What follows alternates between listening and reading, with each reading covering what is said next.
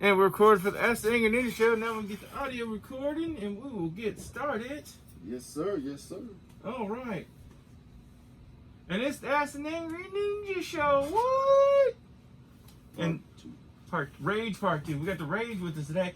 And he pointed out something. I keep calling him the Rage. He's not the Rage. He's Rage. And I'm going to mess it up and keep saying the Rage. I don't know why, but he's Rage. So everybody just remember Rage. And when I say the, remember, I got ninja kicked in the head a lot. So forgive me. Ninja kick. I'm just saying, ninja kicks are, they're dangerous. You gotta be pretty flexible to do kicks like that, man. How about you just start doing ninja chops? It'd be way more faster, smoother, and you don't gotta worry about throwing your back out. Look, my back is fine for ninja kicks. I can ninja kick. Okay. Actually, I think at my later stage in my ninja life, I'm just gonna go with ninja stars. Ooh, okay. Yeah, just straight just ninja star, ninja star, ninja star. That way I don't even have to get up.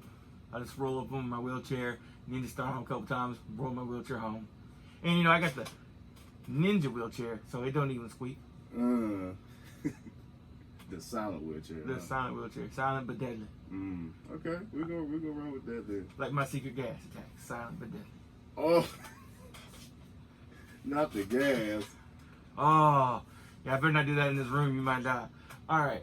So, we made a couple jokes, had a good time, but we got to hit on the sad news. And I know everybody's talking about it, and you probably already heard me and Ninja White talk about it, but the Rage hasn't had a chance to talk about it. And let's just face it, this man is that much of an impact on everybody. Yes, yes. And so here's your moment, here's your time. What do you have to say about the great Chadwick Boseman? It's just sad for the black culture, man. You know, he was a big actor icon, and you know, with him doing 42, and then you know, got done doing a Marvel movie with Black Panther, man. It was just sad, man. And then like, what messed me up the most about it is when I started seeing it on Facebook, I was hearing people was talking about him. I don't know how long ago it was. It might have been a year ago or something like that, but they was ridiculing him and stuff, like talking about him, saying like he looked like he's been doing drugs and stuff like that. You know how social media is; they just attack you. Yeah. And you know, didn't nobody know that he was fighting that? Right. And you know, colon cancer. So it just comes to show you that you know you never know what people are fighting behind closed doors. You know, and it's just sad, man. It is real sad. He did a lot of great things. And then the Black Panther movie that I enjoyed so much as a Marvel fan, but I can also see where it was so great for the black culture, was they showed what could have happened with more positive influences in Africa rather than the stuff that's going on. How a great culture could have existed if they brought everything together. Yes, yes. And showed what the potential is really there, and showed a positive light. Because normally when you see Africa in any movie, it's never a good thing.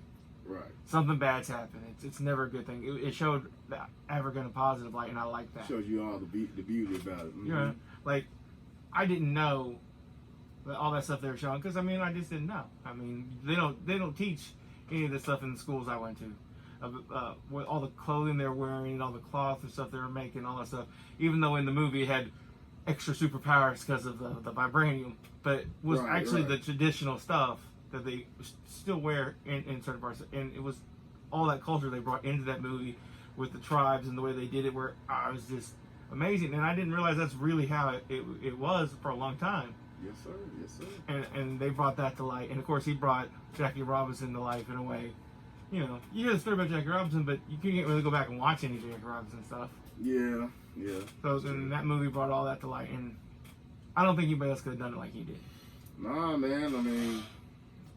Yeah, I mean, I think he solidified that role, man. And also, seen on Facebook, people was talking about they should just go ahead and just kill the character completely out, and to continue the Black Panther. But I think they was gonna let his sister, what was she, like the mechanic, the technology person. The mechanic doesn't give her enough respect. She's inventing stuff. The scientist. Yeah, she's bringing it. Yeah, they was talking about just letting her just be the female Black Panther and just let them ride the rest of the Marvel movies out like that. I think that would be a good idea, me personally, because because they would give They'll give more love to the women, you know what I'm saying? Because, you know, you got Wonder Woman, that she's pretty much the solo demigod, and then you got, damn, are there other chicks? You can just go ahead and stop right there.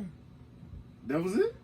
I mean, in the Marvel world, so far as solo, I mean, there's always Scarlet Witch, there's Black Widow, but until recently, they didn't have very strong roles. Like, okay, up until Endgame, Black Panther was the first one, in my opinion. Look, Black Widow's always doing her thing, Scarlet Witch is always doing her thing, but in the Black Panther movie, just by itself, the women weren't sidekicks. They were leaders. They were fighters. They showed them as complete badasses, more so than, like, I think any of them could take out Scarlett Johansson's Black Widow. And they made it more of a almost a female team, really, that supported the Black Panther, but they did a lot of the work. Oh, and none of them had powers. He's the only one that ate the magic flower. So what would you think? Would you think people would still be interested in the Black Panther if they just focus more just on the female being the star now? Yes. Although, there's two rumors floating around. The rumor that Suri is going to take over as Black Panther, that they're going to pass the mantle, has been going on for a while. Right. Because they're saying Chadwick Boseman was fighting over money because he didn't want to do another movie. Turns out, another thing, they were wrong. He probably felt like he couldn't beef up to do the movie justice anymore and do the stunts. But there's another rumor, because if you remember the Black Panther movie, Killmonger also had eaten the magic flower and gotten the Black Panther powers. Yeah, I remember that. So another rumor is they're going to have him say he survived, and then he's going to come back as more positive, having seen the error of his ways, of the way he was trying to, arm everybody. Yeah, death would change you, man. Yeah. I mean, it normally happens when people come back to life. Right, and have him take over the Black Panther mantle. I was thinking they was going to do that too. That's what I would do. I mean, I thought he was going to come back anyways. Me personally. Yeah, because he would be, in theory, next in line for the royal family. Yeah. So that was one thing I heard, but again, that's all internet talk. Who knows if it's true or not? Yeah. I honestly think it's probably going to be the sister, which could still work because she has the technology. I think the Black Panther suit's going to become more like an Iron Man suit. It's probably going to be both of them. Like, they're probably going to let them be kind of like, he might still be like a little bit, not really evil, but more like, oh, no, not evil, but, I don't know what to call it. Well, he wasn't really evil, in my opinion. Even in the first movie. He just wanted the same thing the Black Panther wanted. He's just going about it in a different way. Like, I honestly felt... Oh, yeah, because people was saying the Black Panther was like Martin Luther King, and then he was more like Malcolm X. Yeah. Even when I was listening, I'm like, they have the same goal. He just two different ways to get there. And honestly, what Killmonger was saying in that movie is, you have all this stuff and you got it locked away. You're not helping. Right. You gotta help little by yourself, but you're not really making that difference. We need to go open up and make a difference. And he wanted to do that through military means. And the Black Panther is just like, no, we're gonna take care of what's here. We're gonna take care of ours. Yeah. And at the end of the movie, obviously, the Black Panther was like, okay, you're right. It took me having to kill you to find out that you're right. But we're not going to do it the military way. We're going to do it the peaceful way. Right. And open up and show their spaceships to that group of kids playing basketball. Yeah. Well, spaceships, they're flying their airplane, but it looked like a spaceship. It was a great scene. It was a great scene. So, I feel like when I watched that movie, I know you cheer for the Black Panther always because it's Black Panther. But at the same time, I was torn a little bit because I'm like, sometimes you do got to take it by force. You do. You do, man. And if there's any one dude who went through so much, I mean, his father was killed by the Black Panther. He was denied his heritage. That he should have been taken back to Wakanda to begin with. Yeah, and he was definitely driven by anger. It made him super strong, but man, it got him a little crazy, a little bit. Yeah. And do you remember why he had all the scars on his body? Oh yeah, for every kill. Yeah, and his body was completely covered. Completely, man. So there's that. So, anyway, I hope they bring somebody in for Black Panther. The only sad part about that, well, there's two sad parts. One, they have to bring another person in. That's sad. Have to, yeah. Another thing, because of all this coronavirus and everything, they've done pushed that movie back to like 2023. Yeah, but hey, look at it this way. Then that means they could just put more great scenes in there. More time to think about it. More time to switch stuff around. I know. I'm already sad. Just find the positive in it, man. Just find the positive. I'm already sad because they delayed Scarlett Johansson being in that leather suit for a year. Yeah. I missed that already. I would. Yeah. I would too. That's one of the things about the Avengers movie that I know a man directed it. Because there's one scene where Scarlett Johansson, she wears that tight leather outfit, right? And she's talking to Loki in the cage. And they want you to focus on Loki, but they want you to see Scarlett Johansson. So rather than doing an over-the-shoulder shot like they do for any man, they literally put the camera next to her ass. So you're seeing Scarlett Johansson butt and then Loki in the background. I'm like, who to look at? Who to look at? I'm like, come on, Mr. Whedon. I know you did that for all of us. Thank you. Thank you. We appreciate that, man. We do. All right, let's move on to something a little heavy. We were actually talking a little bit about this before we started, and we're just going to hit on it a little bit. Okay. Do the Jaguars ever want to win again? I don't know what they're doing, man. Like I said, I heard they let go their running back today. So Leonard fired. Leonard fired? Yeah, I think they said he was top. I think he was like the top first 5 picks in this draft. He was like their only offense. Yeah. He came from LSU, so I mean he was a hell of a running back. So, yeah. I mean, but he did stay kind of injury prone a little bit. So I understand why they want to let him go. But they said they're trying to rebuild. But if you're trying to rebuild, why would you just waiver, him away instead of like trying to trade him? They said they tried to, but they couldn't. So I guess just maybe for more roster room, they just got rid of him. Roster room for what? Look, the season starts in a couple weeks. If they'd done this 6 months ago, before the draft, or done this right after the draft, or something, okay. Now, something happened in practice, and they decided they didn't want to work with him no more. Maybe. And it's one of those things that HBO wasn't there filming this team this year, so we'll never know. Right. By the way, Hard Knocks, great show. I don't know if you ever watched it, but you need to. I need to start. I mean, yeah, the Chargers and who else this year? Both the LA teams. Chargers and the Rams, yeah. I'm halfway through the first episode, but then the kid came in and I was like, oh, I gotta turn this off because apparently if you play on a football team in practice, if you don't say the F word every 2 seconds, you can't play. So apologies. Oh well, how do they even? When did they decide? Okay, we're gonna try this team. We're gonna try this team. Is it either you're a bad team to a possibly kind of could be a good team, but then they try to do Hard Knocks or what? Okay, so how basically it used to work was it was bad teams who needed money. Oh, so they would do the show. So they would do the show because they needed the money. And now I think that the NFL actually picks and says you're doing it doesn't matter. Okay, right. If you need the money or not, that makes sense because of course it would always just recycle the same teams over and over. Yeah, because like they made the Jets do it. Jets didn't want to do it. And they basically forced it. Okay. Well, I mean, you're doing your practices and everything else. You really want to deal with camera crews interrupting everything? Yeah, I mean, it just shows that you're just really trying to get your team under control and just trying to just not have no. Because it's already bad enough with the pandemic going on. They were like, now we got to worry about cameras too. Yeah. And they're like, no, we're not doing that. Was actually something really interesting watching. Like I said, I'm only halfway through the first episode, them setting up for Corona practice.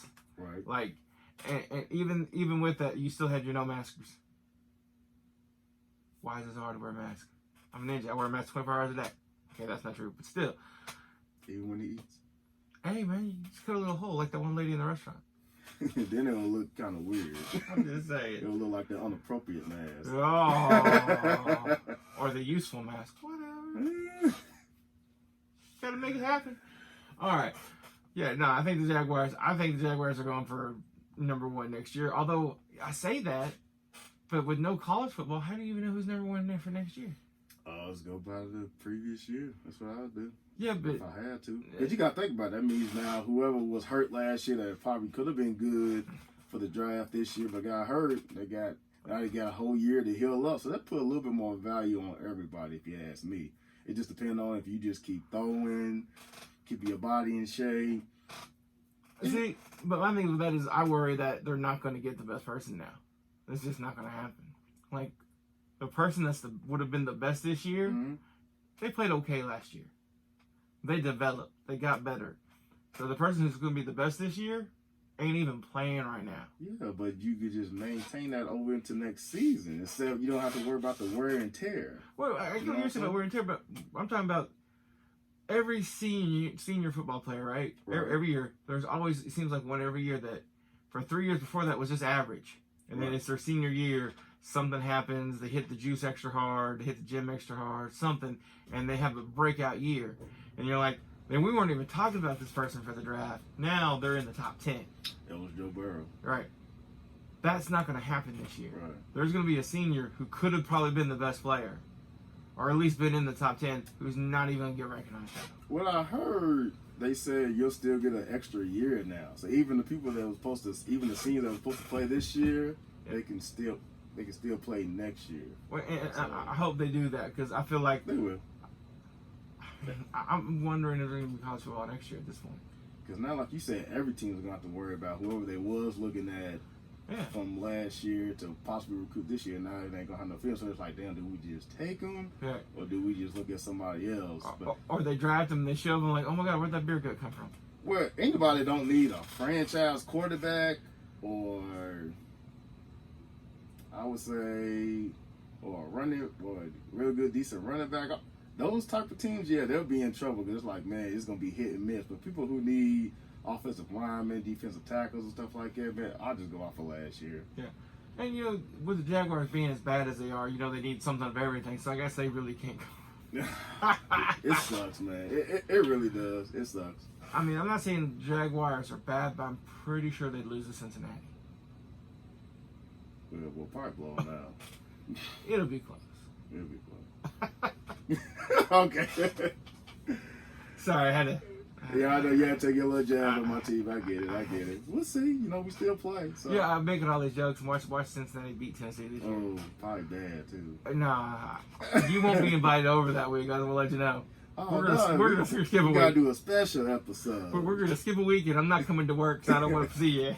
I would take a half a day Bad to come see you. You're right down the street. Yeah. You're like, I'm just gonna go fuck with Chris. Aw, man. Yeah. Alright, now we're gonna move on to something a little bit different. Well, not different, just a different topic. Because we talk about WWE, we both love wrestling. You're more up to date with the current stuff. I'm more remembering the golden years. The golden years, yeah, you got to. Well, I mean, that, and I just haven't had time to watch any new wrestling, which is sad because it looks like it's getting good. Mm-hmm. Apparently, Roman Reigns won the title back from The Fiend last night. Yeah, I seen that, man. I'm like, all right. I don't understand what they're doing with The Fiend. I don't get.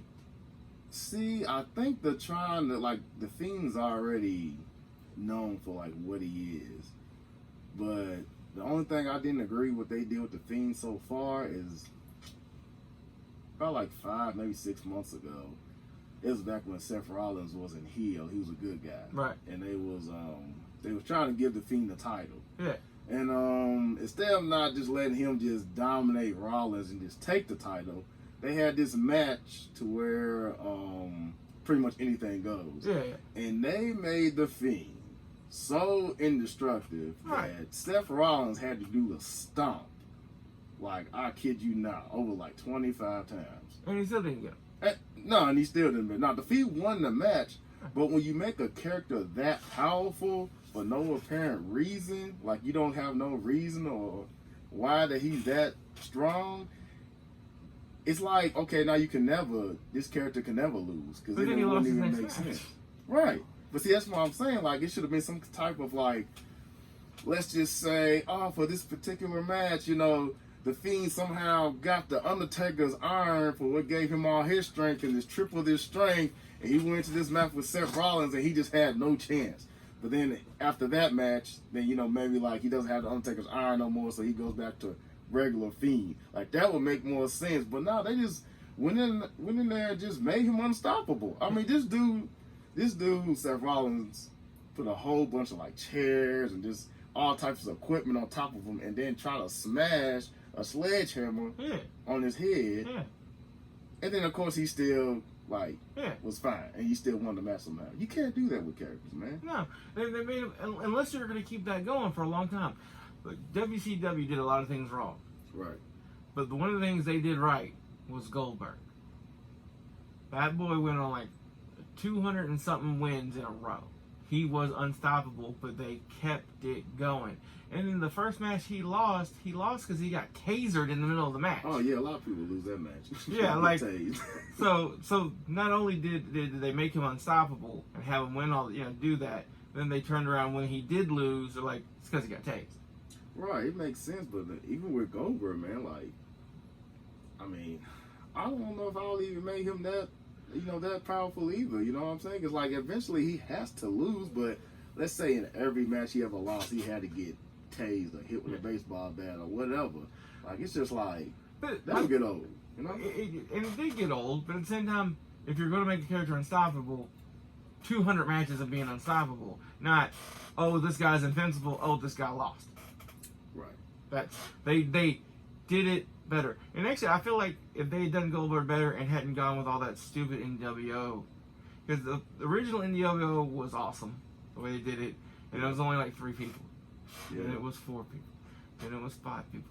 Then there were so many NW members. There was 2 separate NWOs. There was the Wolfpack in the red and then the black and But white. that was good too, though, because it was like 2 NWOs facing off against each other. For a second, it just went too far, and then they did stuff.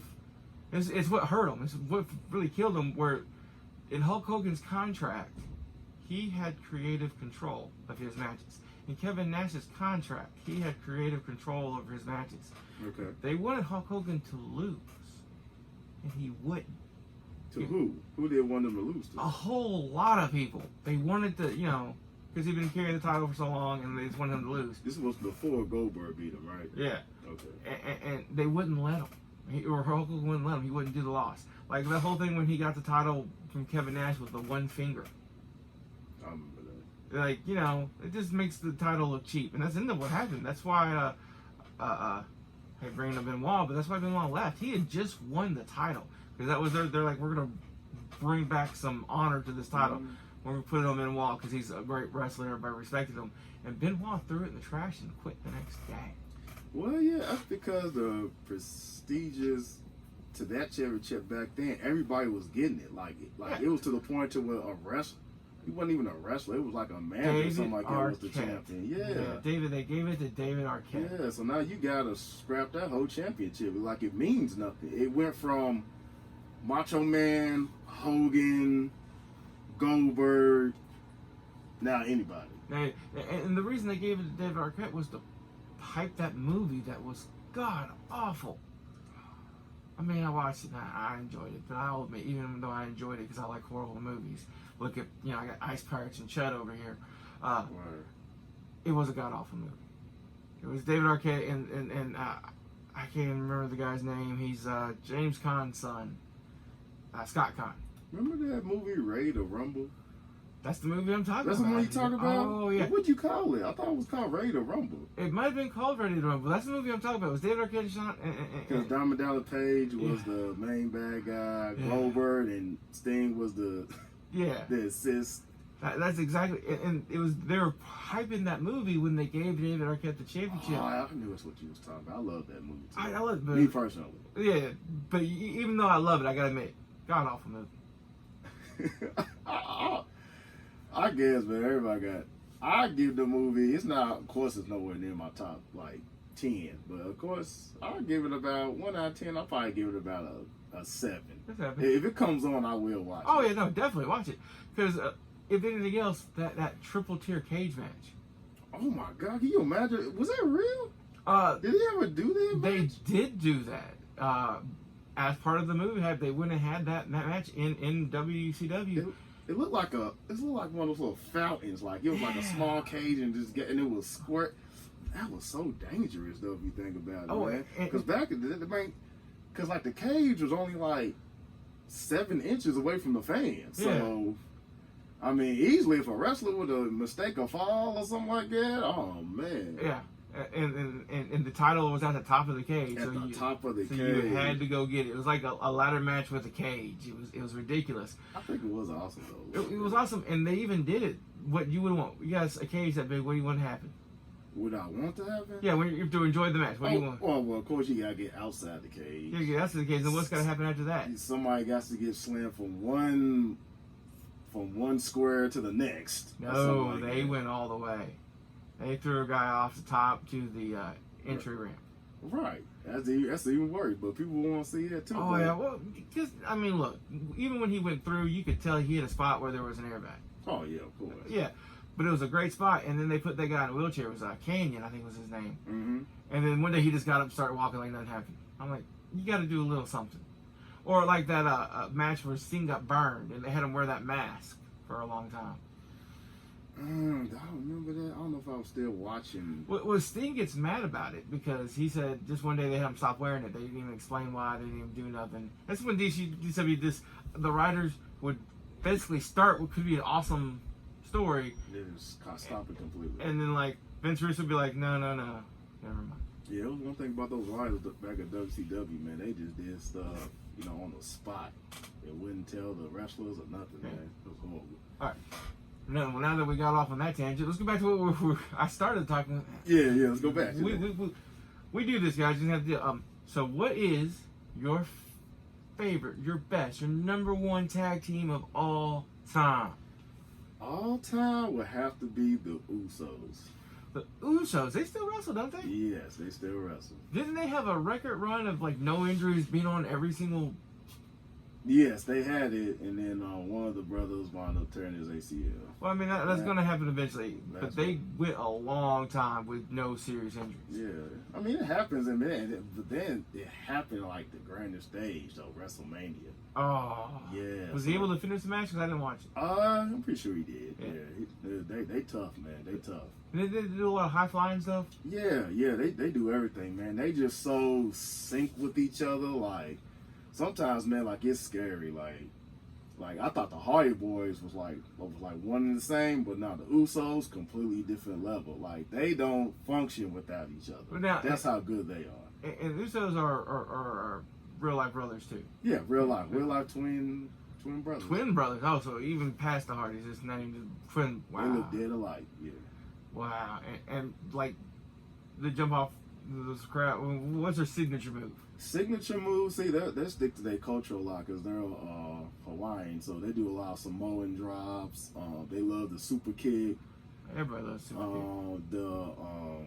The splash, because they get that from Jimmy Fly Snuka. Oh, yeah. But see, when they do the splash, they go from each corner of the rope, and then they'll let the opponent be in the middle of the ring, and they'll both simultaneously jump, and then they'll splash them, and then finish them. So they can finish you with that, or they can finish you with a double super kick. Now, wasn't Snuka's daughter their manager for a while? Yeah. She still wrestles. Yep, she was. I vaguely remember that because I was watching an interview there talking about Jimmy Fly Snuka because of the stupid stuff he did. Yeah, see, I need to watch that too, but yeah, man, they're real good, man. I mean, and then see, because when they first showed up, they had like the spray paint and stuff like that. And they would come out and they would do the culture dance and stuff like that. And it was real cool and stuff. That was when they was kind of like playing like the good guys and stuff. But then when they turned heel, oh man, then they turned it to like welcome to the Uso Penitentiary, and I think that was just it was a good heel turn. Actually, sounds like a great heel turn.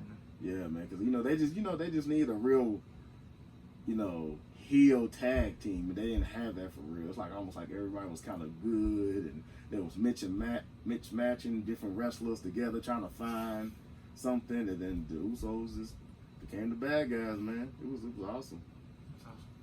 And I've actually already brought up my favorite tag team, which were the Hardy Boys. Man, the Hardy Boys, and the reason I like the Hardy Boys is because they're such great wrestlers, which they are, but they also have that good combination where you say the Usos are so much alike, where the Hardy Boys had that difference to where Matt was by comparison only to his brother, was more of the powerhouse doing the hard slams and everything else, and then Jeff Hardy would come in with the Swanton Bomb and the high flying stuff. And stuff. Mm-hmm. And I think where he would jump over the ropes and do a backflip and spin and land on them. Oh yeah, I love that move. I know exactly what you're talking about. Insaguri something. Yeah, her run up the turnbuckle and then do that flip. Oh, yeah. Like, not just moves, I'll just twist and fly in there. Like, in real life, the person has to move to get that because Jeff Hardy can't aim that for nothing.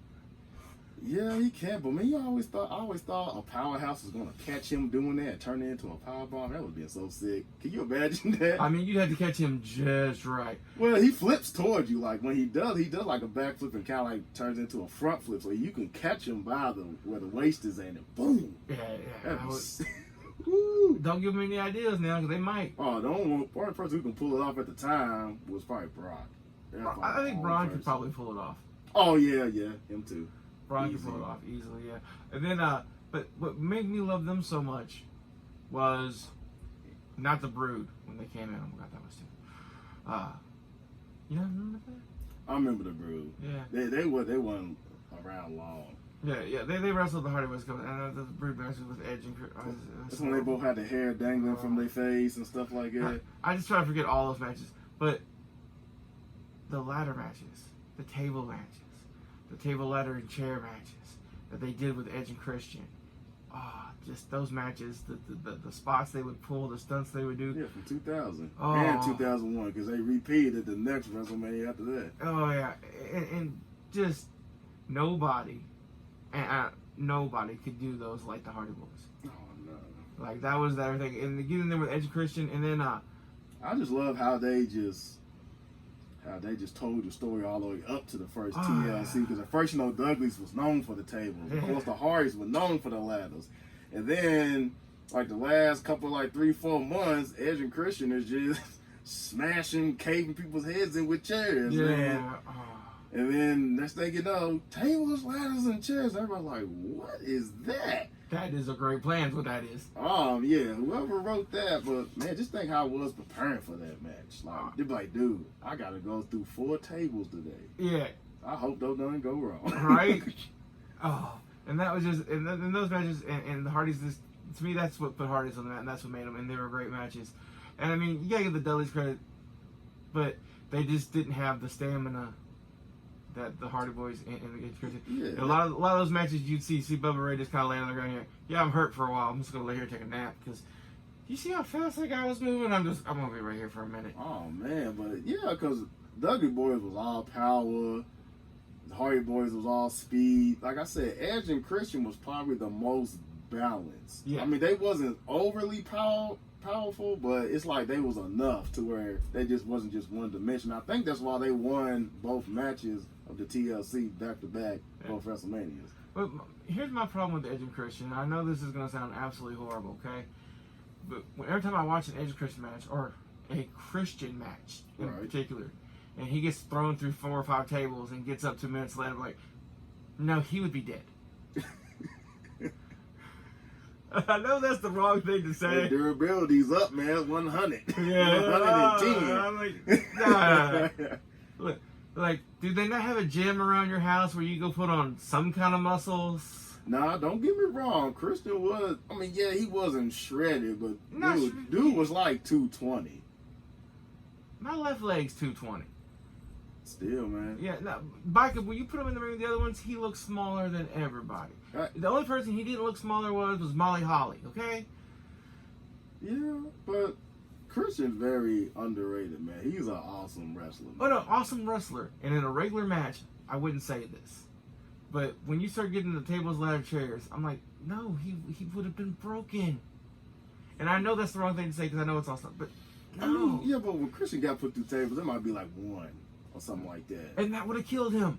No, the ones that would have killed him was like when Bubba Ray went through like 4, oh, and then yeah. Matt Hardy went through like 3. You ain't getting back up after that. But they did. No, they didn't. It was done. Once you took a fall like that, they was done. They was out the match, and then that first it happened to Bubba, then it happened to Hardy, Matt Hardy, and then you know what? You know what took Jeff out? Tried to swan time Bubba Ray Dudley through a table, and Bubba moved. I mean, honestly, that's what took him out. Those were just great matches and good times. Like, Good times, man. This is why people watch wrestling, because like this happened years ago, in 2000, and I still remember this. Still remember it, man. And I remember the one, and I'm gonna mess up his name, because it was a tag team, and one of them still wrestlers. It was Joey Mercury, maybe. They're the real flashy ones. The guy went to Joey Mercury and I ain't gonna lie, the other dude, I don't know his name, but I know where you're going at with this. Yeah, that ladder I know match. where you're going at, yes. And the stunt went wrong. He was in the wrong spot. I don't even think it was supposed to hit him. It was, and it was supposed to hit, I think, it was supposed to hit, I can't remember the wrestlers, but they were supposed to fake like they got hit by the ladder, but he was recovering on the outside of the ring, and he was using the ladder to like pull itself up to try to get back into the match. And when Jeff Hardy butt bounced off that ladder and it really came up, it really split him for real. Yeah, it broke his skull. Broke his face. It broke his, I definitely know it broke his face. It really cracked his whole face, skull up. It was done. That was his last match. He was done. Yeah. I mean, Jesus. Yeah, he had to retire? Yeah. He's up until this year, he was one of the backstage producers. He was done after that. That ended. Because you fracture your skull and your face. Yeah, you can't risk no more headshots or nothing. Nah, he was done after that.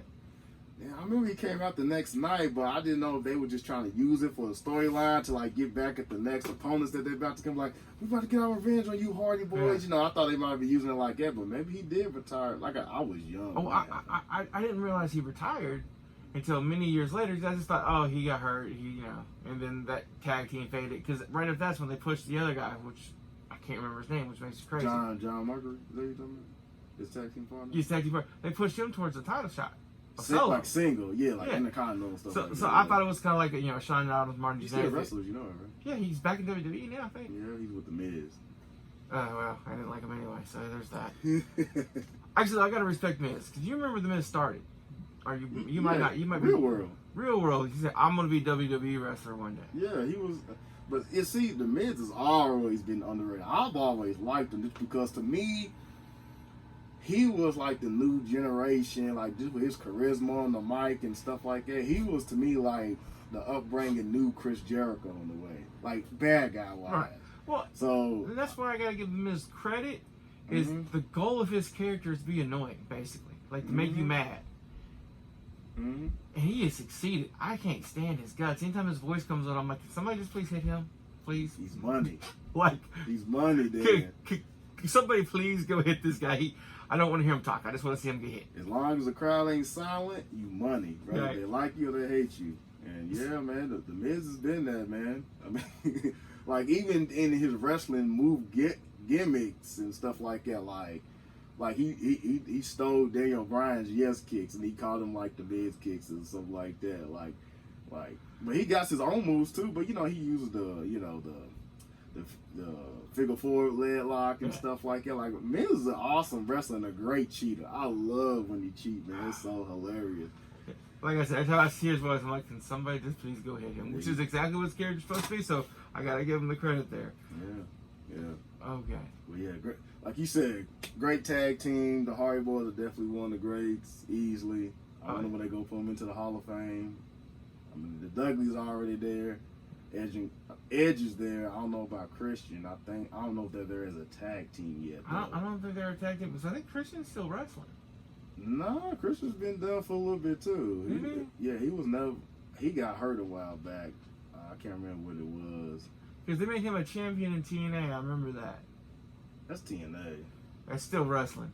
Well, no, that's the Hall of Fame. WWE's Hall of Fame. You have to be completely done wrestling. If you're still wrestling for another. If you're doing indie wrestling, they don't say nothing. But if you're still wrestling for another major production, they're not gonna have the TNA champion brought in over WWE for the Hall of Fame. Oh yeah. So as long as he's still under contract with somebody else, they're not gonna bring him in. That's probably the only thing holding him up. That makes sense. Yeah. I mean, you don't want to do that. You don't want to give them the airtime. All right. So that's the greatest tag team. So what we're gonna do for now is wrap the shit. Okay. All right. You got any little things you want to throw around before we wrap the show today, Mr. Rage? Ooh, Mr. Rage. Mr. Rage, you like him? I think Mr. Rage. No, I think we hit on everything. You know anything? Just for today. Just for today. Because we always got more. Trust me, Me and him were talking for like 15 minutes before this even started. I'm like, we should just have the mics on. This is already good stuff. Yeah. All Put right. me on the mic. All right. So Angry Ninja out, and we will see you guys next week. Later, y'all. What was that, like 34 minutes? Something like that. Oh, and the magic.